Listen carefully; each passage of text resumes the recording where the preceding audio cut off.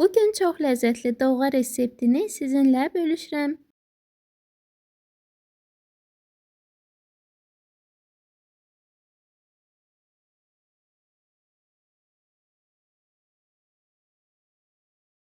Bir kilo yarım qatığın üzərinə bir dolu xörək qaşığı un, bir yumurta və yarım stəkandan biraz az yumru düyünü yuyub əlavə edib çırpıcı vasitəsilə yaxşı şəkildə qarışdırırıq ki, dolğamız çürüməsin.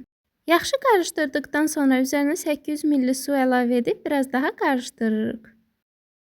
Ardından ocağın üzərinə qoyub qaynayana dək ara vermədən qarışdırırıq. Qaynadıqdan sonra üzərinə qaynadılmış noxudu əlavə edib ocağın altını azaldırıq ki, düyüsü yaxşı pişsin. Dolğaya əlavə edəcəyimiz göyərti növləri 1 dəstə sarımsaq, 2 dəstə şüd, 1 dəstə keşniş, 1 dəstə ispanaq, 2 dəstə dağ keşnişi. Qeyd edək ki, dağ keşnişi böyük olarsa 1 dəstə əlavə etməliyik.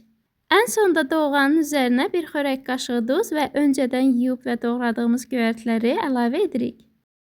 Qoxusunun daha ləzzətli olması üçün dağ keşnişini sona saxlayıb altını söndürdükdən sonra əlavə edirik. Hazırlayacaq hər kəsə indidən nuş olsun. Allah tutduğunuz orucu qəbul etsin. Göz haqqınızı halal edin. Videonu bəyənib və kanalımıza abunə olmağı unutmayın.